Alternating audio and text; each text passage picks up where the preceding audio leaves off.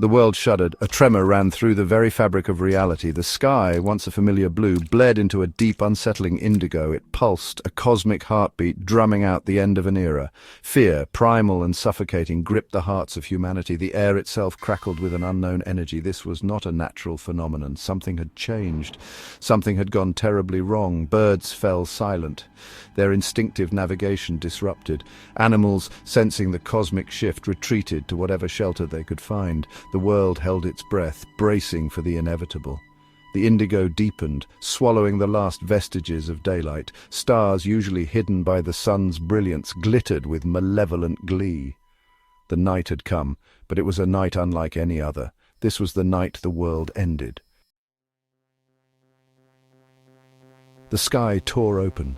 Jagged rifts, glowing with an inner fire that defied description, appeared across the indigo expanse.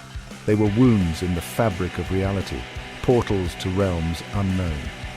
From these gaping maw emerged creatures of nightmare, tentacled horrors, their eyes burning with cold alien intellect, twisted parodies of life dripping with slime and malice. The air filled with their unholy shrieks, a chorus of chaos announcing the arrival of oblivion. These were the harbingers of the Great Devouring, the end of all things. They poured through the dimensional rifts, hungry and relentless. Cities crumbled under their assault. Armies, rendered meaningless against such cosmic horror, were consumed in an instant. Humanity, for the first time in its short history, faced a foe it could not comprehend, let alone defeat. In the face of unimaginable chaos, pockets of resistance ignited. They were small, insignificant against the tide of darkness, but they burned with a fierce determination. In the ruins of a once great city, 4 souls found each other. Drawn together by fate, or perhaps by something more, their destinies intertwined. They were an unlikely group, a scientist, a soldier, a mystic, and a young girl. Yet in the face of annihilation, they found strength in their shared will to survive. The scientist, Dr. Eleanor Vance, had dedicated her life to unraveling the mysteries of the universe. Now, faced with the ultimate cosmic horror, her intellect was humanity's last hope. Beside her stood Sergeant John MacArthur, a battle-hardened veteran who had seen the worst of humanity, but never anything like this. His courage and experience would be vital in navigating the shattered landscape. Their unlikely companion was Anya, a woman shrouded in mystery, who spoke in riddles and claimed knowledge of ancient prophecies. Her connection to the unseen world would prove both a blessing and a curse.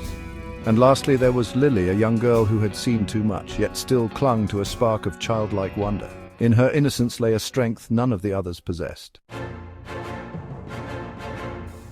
Dr. Vance, her face illuminated by the flickering light of a burning building, frantically scribbled equations in her notebook. The air reeked of smoke and fear, a potent cocktail that fueled her desperation. She had dedicated her life to understanding the universe, to seeking order in chaos, yet the events unfolding before her eyes defied all known laws of physics. The indigo sky, the dimensional rifts, the creatures that defied classification, they were all impossible, yet undeniably real. There had to be a reason, a pattern, a solution. Her mind, trained to dissect and analyze, struggled to grasp the enormity of the situation. The equations swam before her eyes, offering no solace, no answers. She looked up, her gaze drawn to the swirling chaos of the indigo sky. In that moment, she realized the terrifying truth. This was not random chaos, this was a controlled demolition. The universe, as she knew it, was being unmade. But why? And by whom? Section 5. The Soldier. Mac, his face grim, scanned the ruined streets, his trusty rifle clutched tightly in his hands. He had fought in countless battles, stared death in the face more times than he cared to remember, but nothing could have prepared him for this. The sheer scale of the destruction, the otherworldly horror of the creatures that stalked the streets, it was enough to break even the strongest will. But Mac was a survivor. He had a knack for staying alive, even when all hope seemed lost.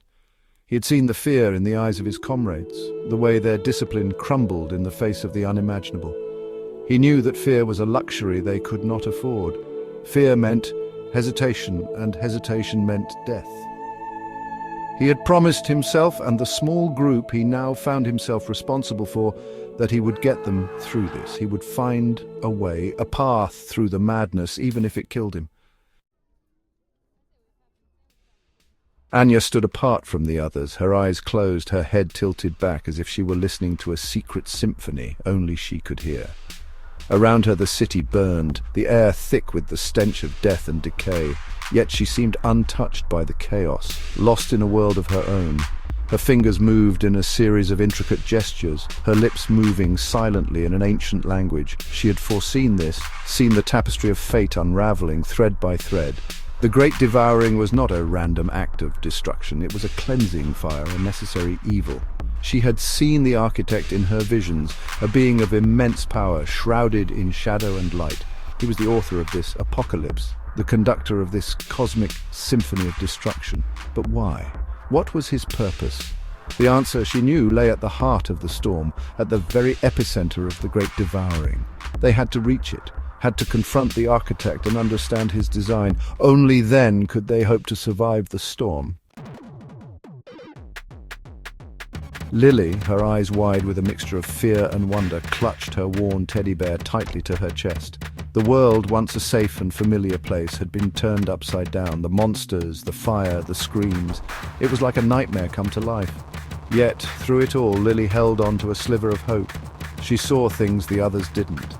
A flicker of light in the darkness, a whisper of beauty amidst the horror.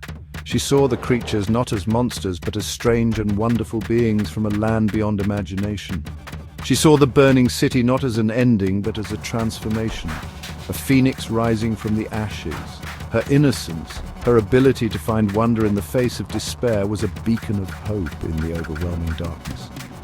She didn't understand the complex equations of the scientist, the grim determination of the soldier, or the cryptic pronouncements of the mystic. But she understood something far more important. She understood that even in the face of the apocalypse, life, in all its strange and wonderful forms, would find a way. Deep within the swirling chaos of the Indigo Sky, hidden within the heart of a dimensional rift, resided the architect. He was neither benevolent nor malevolent, but existed beyond such simplistic classifications. He was a force of creation and destruction, the Alpha and the Omega, the beginning and the end. His purpose was not to destroy, but to transform. The universe in his eyes had become stagnant, trapped in a cycle of endless repetition.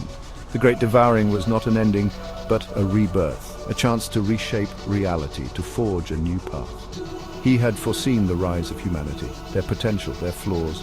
He had seen their capacity for both great love and unimaginable cruelty. And he knew that in their current form they were destined to consume themselves, to extinguish the spark of potential that resided within them. The Great Devouring was his gift, a trial by fire, a chance for humanity to transcend its limitations and become something more. The journey was long and fraught with peril. Eleanor, Mac, Anya, and Lily faced horrors beyond human comprehension, their courage tested at every turn. They battled their way through the ruins of a shattered world, guided by Anya's visions and Eleanor's growing understanding of the architect's design.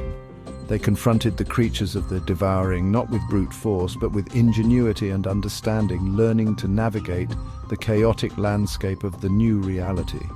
And finally, they stood before the architect, a being of unimaginable power and terrifying beauty. They did not fight, not in the conventional sense. Instead, they listened, they learned, they adapted, they embraced the chaos, the uncertainty, the sheer awe-inspiring wonder of the universe being remade. The Great Devouring reached its crescendo, and then, with a sigh that echoed across the cosmos, it began to recede. The Indigo Sky shimmered, the dimensional rifts sealed shut, the creatures of the Devouring fading back into the abyss from whence they came. The world was silent, still, as if holding its breath. And then, slowly, tentatively, a new dawn broke. The sky was no longer blue, but a riot of color, a kaleidoscope of unimaginable hues. The air vibrated with a new energy, a sense of limitless potential. Humanity was not gone, not entirely, but they were changed, transformed by the fires of the Great Devouring. They emerged from the ashes, blinking in the strange new light, their bodies altered, their minds expanded, their very souls touched by the architect's power. They were no longer bound by the limitations of their old forms, their old ways of thinking. They were something new, something more. They were the children of the Great Devouring, and this was their dawn.